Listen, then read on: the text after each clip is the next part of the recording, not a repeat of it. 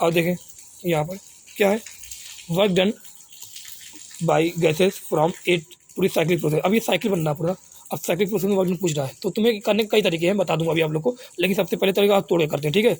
ए से बी देखो, देखो क्या इनिशियल वॉल्यूम और फाइनल वॉल्यूम सेम लग रहा है, जी हाँ initial volume final volume same लग रहा है तुम्हें, तो लेकिन initial volume final volume same होने से वर्क डन कभी भी जीरो नहीं होता। वर्क डन जीरो कब होता है, जब पूरे प्रोसेस के दौरान वॉल्यूम क्या हो, सेम हो। क्या यहाँ से यहाँ तक कुछ वॉल्यूम चेंज हो रहा है, नहीं हो रहा है, फिर वॉल्यूम चेंज हो रहा है, अगर वॉल्यूम चेंज हो कहीं भी छोटा सा भी वॉल्यूम अगर चेंज होगा तो वर्क डन कुछ ना कुछ हुआ रहेगा। तो यहाँ पे वॉल्यूम अगर चेंज होगा तो वर्क डन कुछ ना कुछ रहेगा, तो इसको तोड़ोगे, जब भी इनिशियल वॉल्यूम तुम फाइनल वॉल्यूम सेम दिखे, पूरे रास्ते भर वॉल्यूम अगर तुम्हें कुछ ना कुछ चेंज होते दिखे तो क्या कर देना, उसमें इसको दो पार्ट तोड़ना, ए से बी तोड़ दिया, फिर बी से ए तोड़ दिया, ठीक है। देखो ए से बी, पहले ए से बी देखो, बताओ ए से बी देखो, बताओ ए से बी क्या है, क्लॉक वाइज है कि एंटी क्लॉक वाइज है, क्लॉक वाइज तो क्या आएगा वर्क डन पॉजिटिव, वैसे भी ऐसे नहीं आ समझ, देखो वॉल्यूम में गिरा दिया, पहले ये क्या इनिशियल है, यही शुरुआत हो रहा है, ये क्या है फाइनल, किस पे गिराएंगे, वॉल्यूम वाले एक्सिस पे गिराना, ये वॉल्यूम वाले एक्सिस पे गिराया करो, ठीक है। अब वॉल्यूम एक्सिस दिया तो यहाँ गिराते, ये गिराया, बताओ ये क्या आ रहा है, देखो पहले वॉल्यूम कम, बाद वॉल्यूम क्या हो गया ज़्यादा, पहले वॉल्यूम कम बाद वॉल्यूम ज़्यादा, मतलब क्या हो गया, वॉल्यूम एक्सपेंशन वाला वर्क डन क्या आएगा पॉजिटिव, तो ए से बी वर्क डन जो है क्या आएगा पॉजिटिव आएगा। फिर देखो बी से सी, देखो ये बी से सी बना दिया बी, और ये क्या बना दिया सी। अब कहाँ शुरुआत हो रही है बताओ, अब यहाँ शुरुआत हो रही है, यहाँ क्या खत्म हो रहा है, पीवी है, बताओ यहाँ से शुरुआत, तो इसको क्या बोलेंगे, V1 बोले, इसको क्या बोलेंगे, अब V2 बोलेंगे।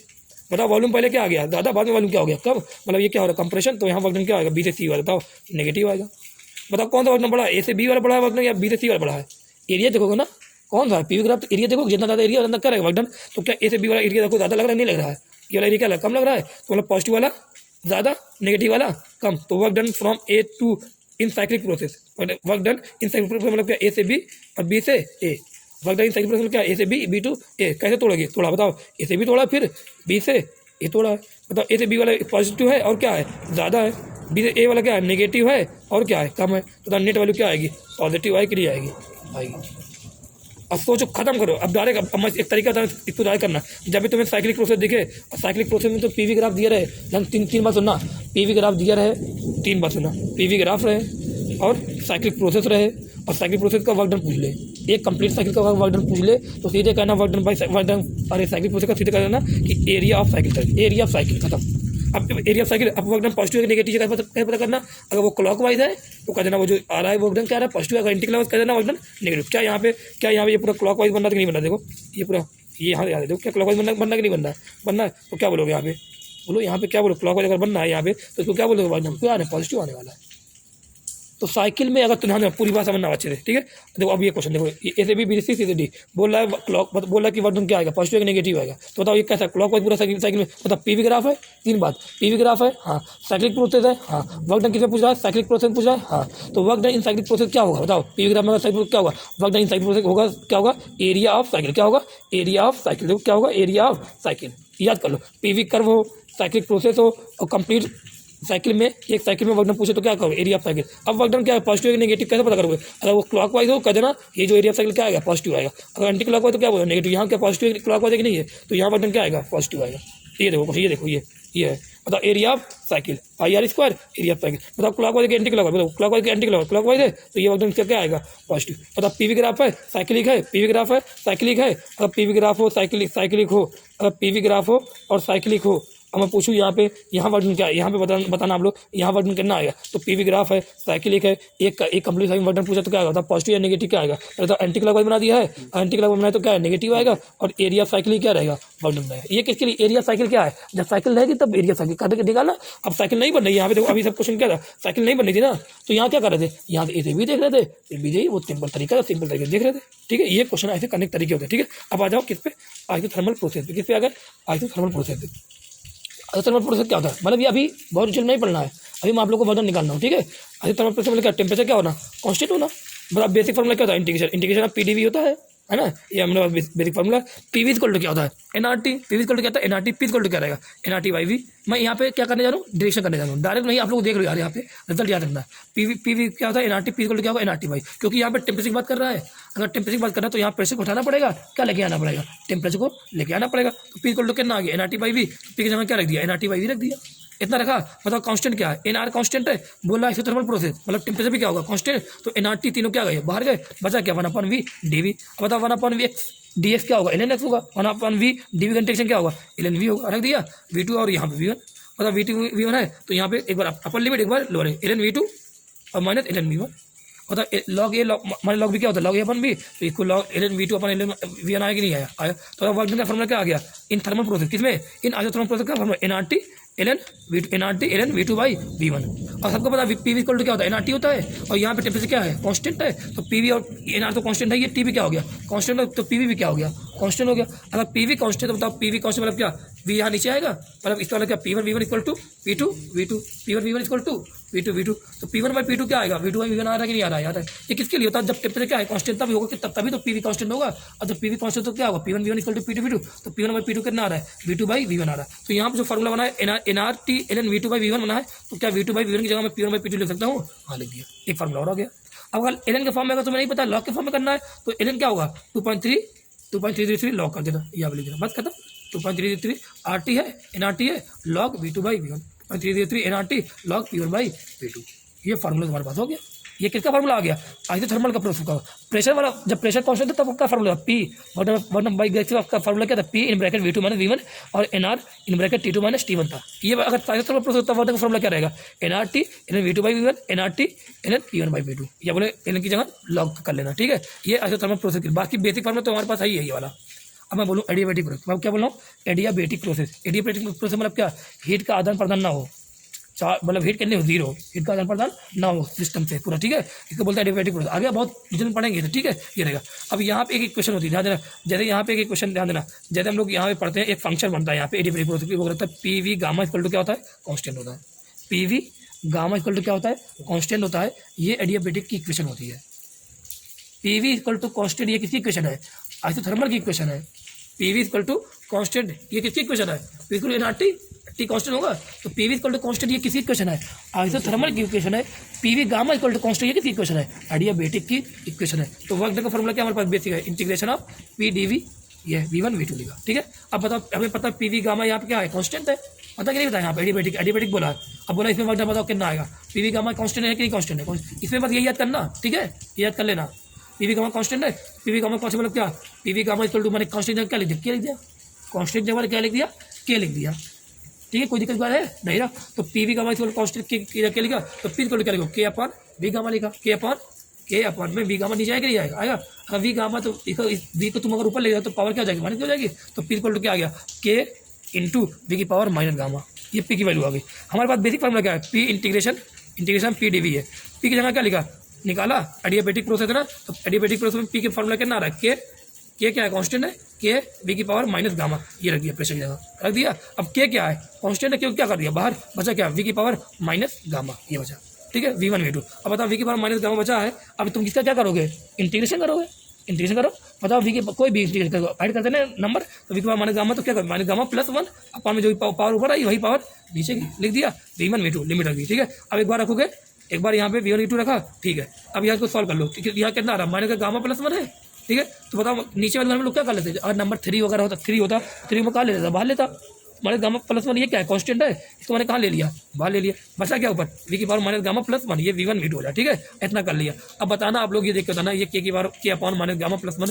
ये वी वन वी टू है, इतना है। अब एक बार रखेंगे अपर लिमिट, एक बार रखेंगे वी पे, एक बार रखेंगे लोअर लिमिट, तो एक बार रखा वी टू, देखो यहाँ पे रखा, एक बार माइनस लगा के एक बार क्या रख दिया, लोअर लिमिट वी वन रख दिया यहाँ पे। उसके बाद फिर क्या किया, के को मल्टीप्लाई, के को क्या कर दिया है, मल्टीप्लाई कर दिया, जब के को मल्टीप्लाई क्या है, K V two minus gamma plus one, फिर के को multiply K V one minus gamma plus one power, नीचे माइनस गामा प्लस वन है, ये आ गया कि नहीं, यहाँ तक समझ आ गया होगा। अब P V gamma equal to क्या होता है, कांस्टेंट होता है, तो पी वी गामा मतलब पी वी अगर कांस्टेंट तो क्या रहेगा, लिखोगे P one V one equal to P two V two, तो अगर P V gamma equal to constant तो क्या लिखो, P one V one gamma equal to P two V two gamma, अरे इतना तो आ रहा होगा, P one V one gamma equal to P two V two gamma, ये लिखोगे, ठीक है।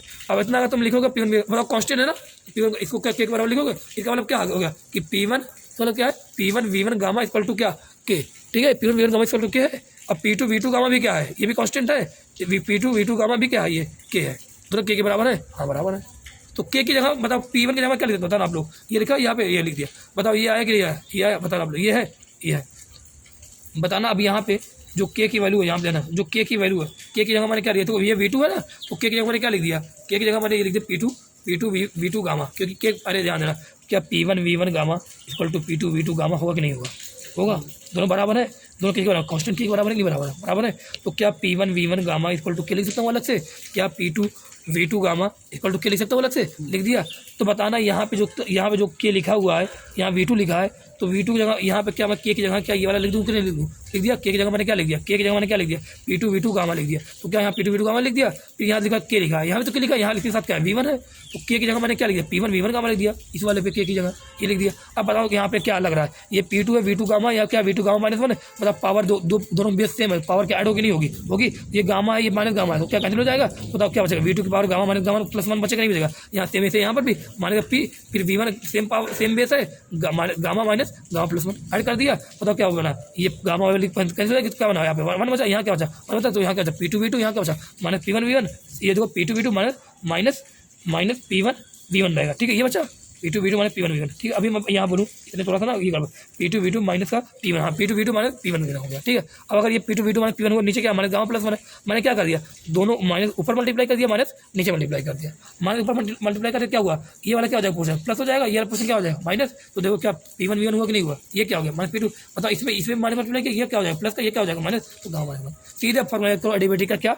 P1 V1 minus P2 V2 अपन में गामा है। क्या PV equal to NRT, PV equal to NRT वगैरह होता कि नहीं होता है? तो PV क्या लिख दिया? NR तो कांस्टेंट है, T1 लिख दिया, माइनस NR T2 लिख दिया। तो ये देखो इसके दो फार्मूले, इसके भी थर्मल के भी वर्क डन के दो फार्मूले, एडियाबेटिक के वर्क डन के दो फार्मूले। इस तरह याद करना। ये तो मैंने दिखा दिया आप लोग, कोई जरूरत नहीं थी। ये फार्मूला डर याद करना है, ठीक है। याद कर लोगे, घर से बेटा याद करके आना सब, ठीक है। आवाज़ शॉर्ट नोट इसकी देख लो, शॉर्ट नोट एक साथ बनाई गई है, एक बार देख लो, ठीक है। अगर पीवी कर्व दिया तुम्हें, अगर पीवी कर्व दिया तुमसे वर्क में पूछे तो क्या कर देना?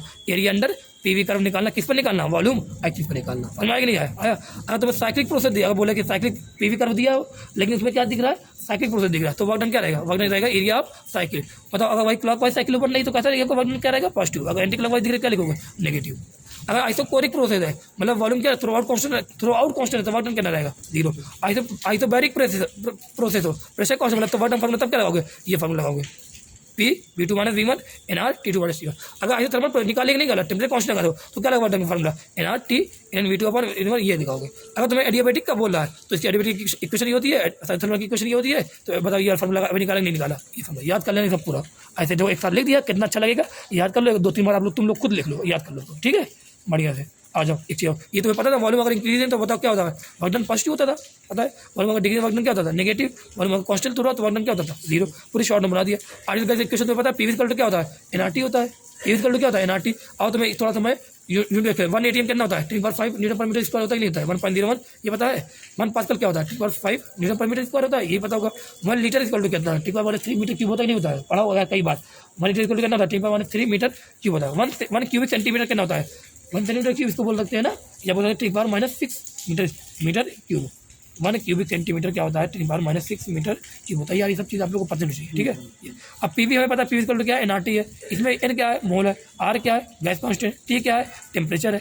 V क्या है? वॉल्यूम है। P क्या है? प्रेशर है। अब तुम्हें निकालना R की यूनिट निकालना है, तो बताओ P की यूनिट क्या होती है? न्यूटन। P क्या होता है? फोर्स अपॉन में एरिया, तो न्यूटन अपॉन में मीटर स्क्वायर। वॉल्यूम क्या होता है? Metre cube. यूनिट होती है नहीं होती? N की यूनिट क्या होती है? मोल होती है। R की यूनिट तुम्हें निकालना, टेम्परेचर यूनिट क्या होती है? केल्विन होती है। तो लिखा क्या? R क्या होता है ना? R क्या जाएगा? R जो है वो क्या आएगा? न्यूटन। ये मीटर स्क्वायर है, ये मीटर स्क्वायर मीटर क्या न्यूटन मीटर बचेगा नहीं बचेगा? यहाँ बचेगा न्यूटन मीटर। अब मोल भी क्या? मोल कहाँ पे आएगा? मोल नीचे आएगा, न्यूटन मीटर मोल। और यहाँ क्या हो गया? केल्विन हो गया। अब क्या बताना आप लोग, क्या बताना आप लोग? देखिए बताना, क्या न्यूटन मीटर जो होगा क्या ये जूल होता ही नहीं होता है? फोर्स इंटू डिस्प्लेसमेंट क्या जूल वर्क डन होता है? वर्क डन क्या होता है? जूल होता ही नहीं होता। तो देखिए इसकी यूनिट, तो R की ये SI यूनिट लिख दिया, ये भी देख लेना, ठीक है। अब तुम्हें पता है पीवी इक्वल टू क्या होता है? NRT होता है। अरे पीवी इक्वल टू NRT होता है। N क्या होता है? नंबर ऑफ मोल होता है। अरे N का नंबर ऑफ मोल होता है। मैंने आप लोगों को शायद बताया कई बार कि N का फॉर्मूला क्या होता है? Weight upon molecular weight. और number of particle, number of molecule upon N बताया कि नहीं बताया? Number of particle upon N। तो N की जगह क्या लिखा? नंबर ऑफ पार्टिकल अपॉन में Na लिखा, लिख दिया। अब जो तुम्हें पता होना चाहिए कि R upon gas constant upon में नंबर जो होता है वो क्या होता है? बोल्ट्जमान कांस्टेंट होता है। क्या देता है? Boltzmann constant. तो ये क्या हो गया? नंबर N क्या आ गया? नंबर ऑफ मोल हो गया। तो यहाँ से एक फॉर्मूला आ गया PV इक्वल टू NKT। अब PV इक्वल टू NRT, इसमें N क्या है? Number of mole. PV equal to NKT, इसमें N क्या है? नंबर ऑफ मॉलिक्यूल है, कैपिटल N नंबर मॉलिक्यूल, ये निकाला, ठीक है। K का K इक्वल टू क्या? R अपॉन एक K क्या है? बोल्ट्जमान कांस्टेंट की वैल्यू देखो 1.38 इंटू, ये क्वेश्चन में जल्दी दिया जाता है, ठीक है। अब मुझे मेरे साथ याद करो, PV इक्वल टू NRT, इसमें N क्या है? Number of mole. PV equal to NKT, इसमें N क्या है? नंबर ऑफ मॉलिक्यूल है। K क्या है? Boltzmann constant. R क्या है? Gas constant. T क्या है? टेम्परेचर इक्विलिब्रियम, ठीक है। ये आ गया। उसके बाद हमें देखना है यहाँ पे डिग्री ऑफ फ्रीडम के बारे में, ठीक है। क्या देखना है? Degree of freedom. आप लोग शायद पता हो डिग्री ऑफ फ्रीडम क्या होता है, पता होगा ना कि यार क्या करता है डिग्री ऑफ फ्रीडम?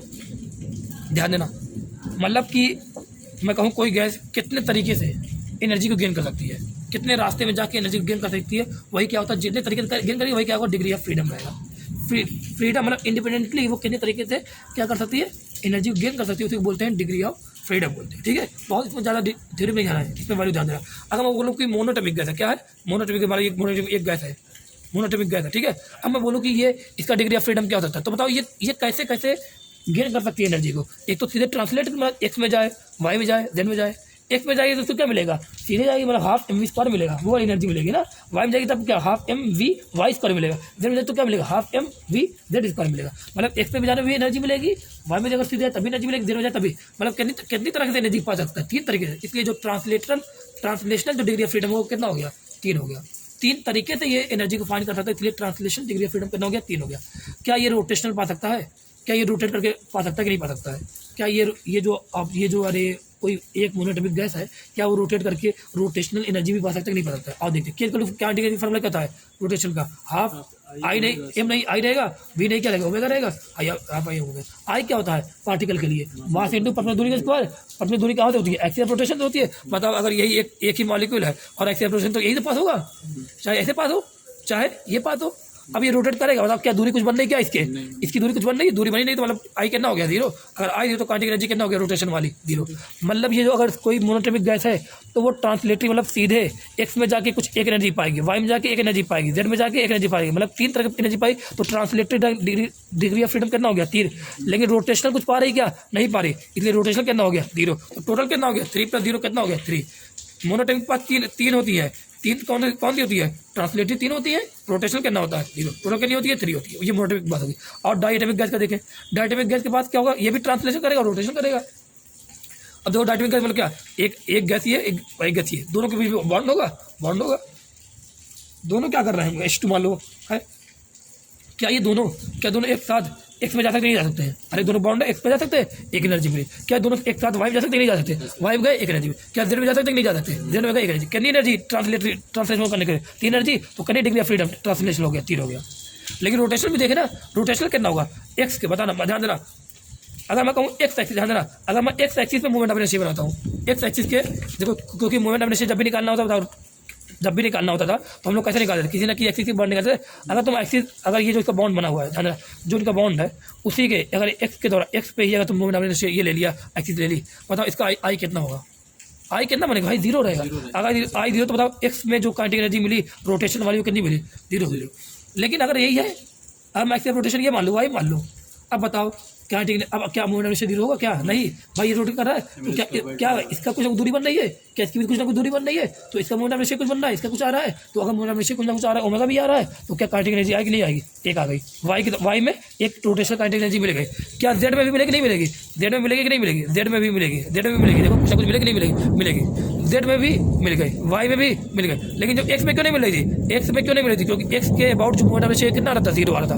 वाई मिल गई, जेड में मिल गई, एक्स में नहीं मिली। तो डायरेक्ट क्या कहता है, रोटेशनल में कितनी जगह मिलती है, 2 बार मिलती है। ट्रांसलेशन में 3 डायरेक्शन मिलती है। तो टोटल कितना हो गया, 5, 3 रोटेशनल 3 ट्रांसलेशनल 2 रोटेशनल। ये क्या हो गया, total degree of freedom diatomic gas की होगी। ठीक है, ट्राइएटोमिक गैस में 2 तरह के होंगे, एक तो रहेगा लीनियर, एक रहेगा नॉन लीनियर। क्वेश्चन में कुछ नहीं बताएगा तो क्या मान लेना, लीनियर मान के चलना। ठीक है, अब लीनियर मान लो CO2 एग्जाम्पल क्या है, CO2 क्या ऐसे लीनियर होता है, क्या होता है, अरे आपने पढ़ा हुआ शेप पढ़ा होगा, CO2 लीनियर होता है। बताओ क्या ये CO2 ट्रांसलेटरी थिंक कर सकता है, अरे क्या से जा सकता है, एक्स में गया, वाई में गया, जेड में गया। इसको ट्रांसलेशन तो 3 मिल जाएगा, लेकिन रोटेशन कितना मिलने वाला है, क्या इसका रोटेशन भी, इसका भी जो एक्स के अबाउट क्या एक नहीं मिलेगा, क्या एक्स के अबाउट को कोई मोमेंट इनर्शिया रहेगा, नहीं रहेगा। क्या वाई के अबाउट रहेगा, नहीं रहेगा, हाँ वाई के इन दोनों का रहेगा। क्या जेड के अबाउट रहेगा, नहीं रहेगा। तो एक्स के अबाउट नहीं मिलेगा, वाई के अबाउट मिलेगा और जेड के अबाउट मिलेगा। इसका मतलब रोटेशन भी कितना मिल रहा है, 2 मिल रहा है, ट्रांसलेशन कितना मिला, 3 मिला, तो कितना 3 2 कितना हो गया, 5। नॉन लीनियर देखो, SO2 ये ऐसे बनता है, नॉन लीनियर शेप ऐसा होता है कि नहीं, SO2 का ये होता है। बताओ क्या ये एक्स में जा सकता है, ऐसे वाई में जा सकता है, जेड। तो ट्रांसलेशन कितना, 3, रोटेशन कितना, एक्स में भी मिलेगा इस बार, वाई में भी मिल रहा है, देखो मोनोटॉमिक, जेड में भी मिलेगा, एक्स वाई जेड तीनों मिल रहा है। इसका मतलब इस बार रोटेशनल तीनों दे रहा है ये। तो 3 और 3 कितना होगा, 6। अब डायरेक्ट क्या करो, मोनोटॉमिक में कितने डिग्री ऑफ फ्रीडम, 3। और 3 जो रहेंगे उसमें टोटल कितने, 3 जो रहेंगे तीनों क्या रहेंगे, ट्रांसलेशन रोटेशन कितने, 0। डायटोमिक बताओ टोटल कितने हैं, 5 में से 3 कौन थे ट्रांसलेशन, 2 कौन थे रोटेशनल।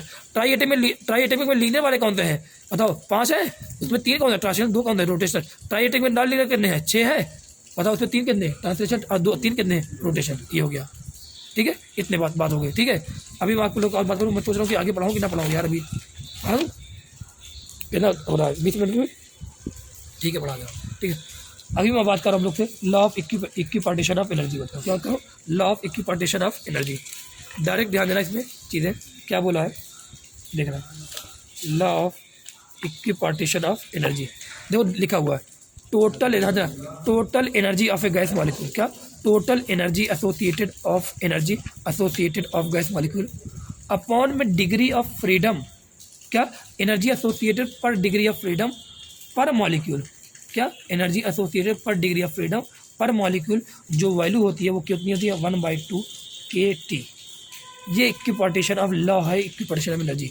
मतलब मैं बता दे रहा हूँ कि आप लोग इससे पूरी बात समझना अच्छे से कि अगर मैं बात करूँ कि कोई गैसेस मॉलिक्यूल्स हैं, ठीक है, उसके पास डिग्री ऑफ फ्रीडम एक पे मिल रही है, एक मिल रहा है वाई में, एक मिल रहा है जेड में, और उसके बाद रोटेशन मान लो एग्जाम्पल, तो रोटेशन भी मान लो है, रोटेशन में भी 2 मिल रहा है। ठीक है, तो उसके बाद मान लो एनर्जी, अगर मान लो एनर्जी 3 2 5, मान लो उसके पास एनर्जी 50 जूल है, एनर्जी मान लो 50 जूल है, तो 50 जूल जो एनर्जी रहेगी वो एनर्जी कहाँ से कहाँ मिलेगी, कुछ मिली होगी एक्स में जाके, कुछ मिली होगी वाई में जाके, कुछ मिली होगी जेड में जाके, कुछ मिली होगी रोटेट करके मिली होगी। तो डिग्री ऑफ फ्रीडम कितने हैं, 5 है, तो 50 एनर्जी जूल एनर्जी है इसके पास, तो कुछ मिली एक्स में, कुछ मिली वाई में, कुछ मिली जेड में।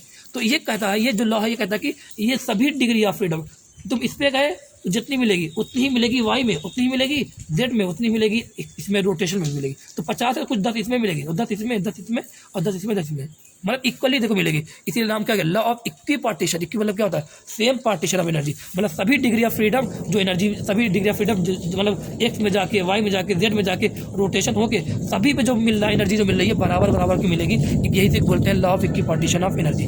लिखा देखो यहाँ different, the total kinetic energy of gas molecule is equally distributed among it's all degree of freedom.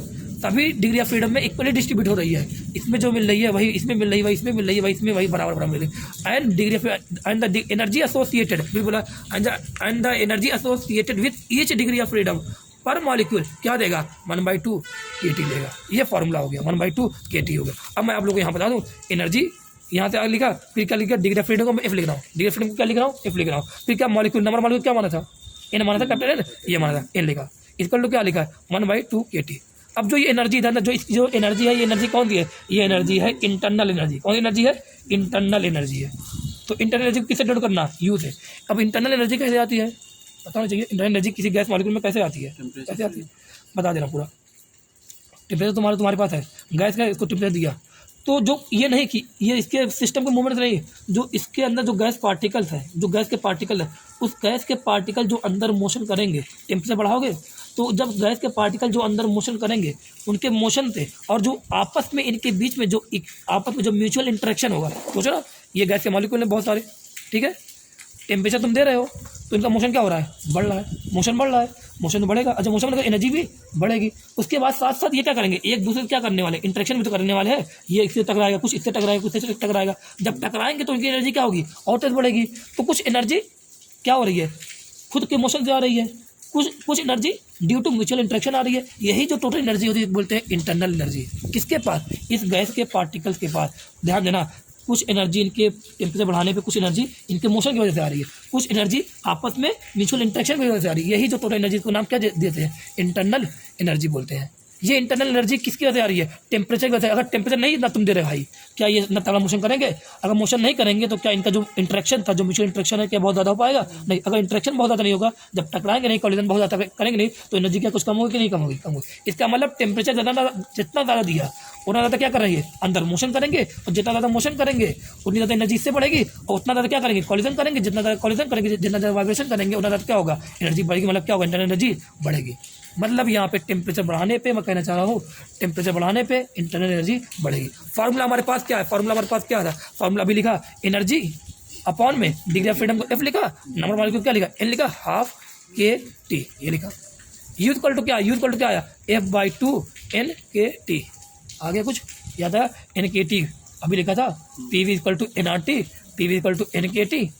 NKT की जगह क्या PV लिख सकता हूँ, PV भी लिख सकता हूँ, F/2। F क्या, डिग्री ऑफ फ्रीडम, ये तो N तुम्हें पता, नंबर मॉलिक्यूल के बोल्ट्जमैन कांस्टेंट, T टेम्परेचर है, U क्या इंटरनल एनर्जी है, सिंपल। अब आ जाओ देखो यहाँ पे F/2 क्या, N/K क्या PV इक्वल टू NKT है, जी हाँ। क्या P V equal to N R T है? हाँ, तो क्या मैं एन के टी और एन आर टी दोनों बराबर होंगे नहीं बराबर होंगे? अरे पी वी भी एन के टी भी पी वी है, एन आर टी भी क्या है? पी वी है, तो क्या दोनों आपस में बराबर होंगे? बराबर होंगे। तो क्या मैं यहाँ पे F by two N K T जगह एन आर टी लिख दूँ? N R T. तो यू का कितना फार्मूला? दो formula, F by two N K T, F by two बोलो F by two N K T, F by two N R T. Simple, देखो कितना सही है। ये इंटरनल एनर्जी का फार्मूला आ गया, ठीक है। ये इंटरनल एनर्जी का फार्मूला। अब मैं चेंज इंटरनल एनर्जी का फार्मूला निकाल जा रहा हूँ। क्या निकाले जा रहा हूँ?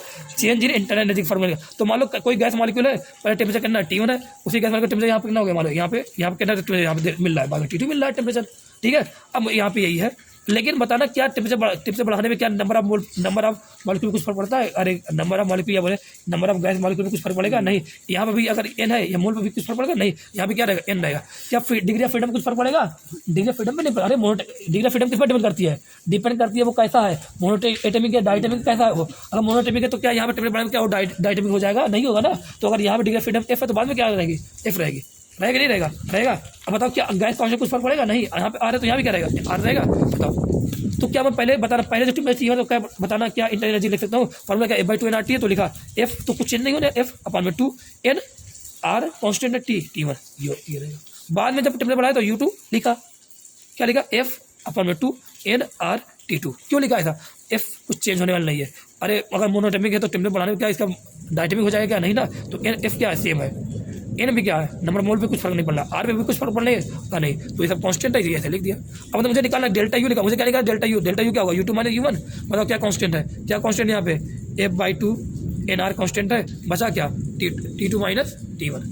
ये आगे तुम्हारे पास फार्मूला डेल्टा यू का फार्मूला क्या आ गया? F by two N R T2। U का फार्मूला लिख दिया, दोनों फार्मूले। डेल्टा यू फार्मूला क्या? F by two N R in bracket T2 minus T1 आ गया, ठीक है। इन ब्रैकेट T2 माइनस T1 आ गया।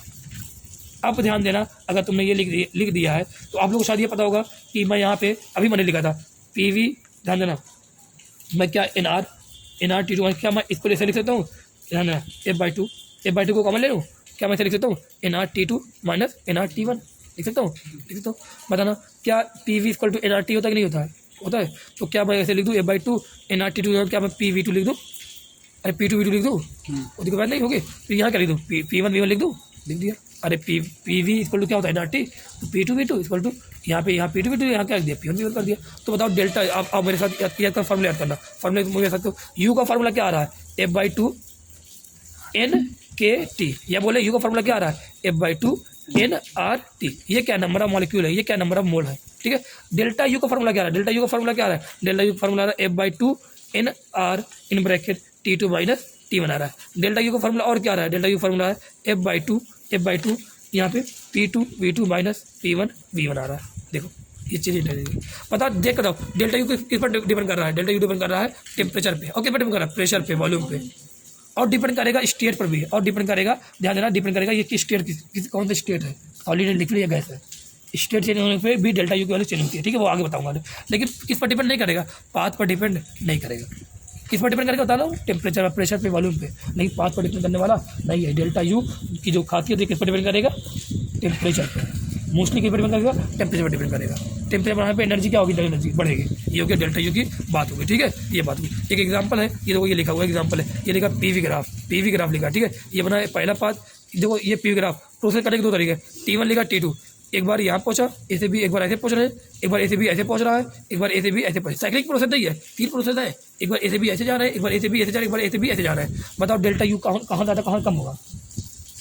क्या तीनों पाथ में सत्य में? पहले पाथ में था अरे डेल्टा यू को लिखो, का फार्मूला क्या हमारे पास है? Delta U formula F by to लिखा, एन आर लिखा। बताओ क्या T2 माइनस T1 होगा कि नहीं होगा? होगा। यहाँ ऐसे भी एक बार जा रहे हैं, ऐसे जा रहे हैं पहले पाथ, तब भी T2 फाइनल क्या है? यही है, इनिशियल क्या है? यही है। जब ऐसे जा रहे हैं तब भी फाइनल क्या है? टेम्परेचर, यही है, इनिशियल क्या है? ये। जब इस तरह जा रहे हैं तब भी फाइनल क्या है? T2 है, इनिशियल क्या है? T1 है। इस पर टेम्परेचर जब सेम है, इनिशियल फाइनल अगर पॉइंट सेम है, तो डेल्टा यू क्या कुछ अलग आएगा क्या? नहीं। तो डेल्टा यू कभी भी पाथ में नहीं हो, तुम ए से भी ऐसे जाओ, तुम ए से भी ऐसे जाओ, तुम ए से भी ऐसे जाओ, एनर्जी क्या होने वाली है? चेंज इंटर एनर्जी क्या होने वाली है? सेम। तो डेल्टा यू कभी भी पाथ पर डिपेंड नहीं करे, डेल्टा यू कभी भी पाथ पर डिपेंड नहीं करेगा, ठीक है। लेकिन वर्क डन पाथ पर डिपेंड करता है कि नहीं करता है? देखो एक बार तुम ऐसे गए, एक बार तुम ऐसे वर्क कर रहे हो, तू ऐसे कर बताओ, लेकिन जब तुम ऐसे कर रहे हो तो एरिया क्या आ रहा है ज़्यादा, तो वर्क डन क्या आएगा दादा। जब तुम ऐसे वर्क कर रहे हो, ऐसे वर्क कर रहे हो तो एरिया क्या आ रहा है, देखो 1 की ज़्यादा एरिया क्या आ रहा है, कम, वर्क डन क्या हो गया और कम। जब तुम ऐसे वर्क कर रहे हो, इस तरह वर्क कर रहे हो तो एरिया क्या आ रहा है और कम आ रहा है, तो वर्क डन क्या होगा और कम है। तो बताओ इसका मतलब एरिया पहले वाले ज़्यादा, इसलिए वर्क डन पहले का क्या होगा, पहले पाथ में ज़्यादा, दूसरे पाथ में एरिया और कम है, वर्क डन क्या होगा और कम। इस तरह क्या वर्क डन किस पर डिपेंड कर रहा है, पाथ पे, लेकिन डेल्टा यू पाथ पे डिपेंड नहीं कर रहा है। फिर अगर टॉपिक स्पेसिफिक हीट है, ठीक है, मुझे लगता है ठीक ठाक पढ़ लिया अब, रोक दूँ क्या इसी पर, है ना यार। मैं सोचा आज ये सब पढ़ूंगा अच्छा खासा, लेकिन सब कुछ बेकार हो गया था।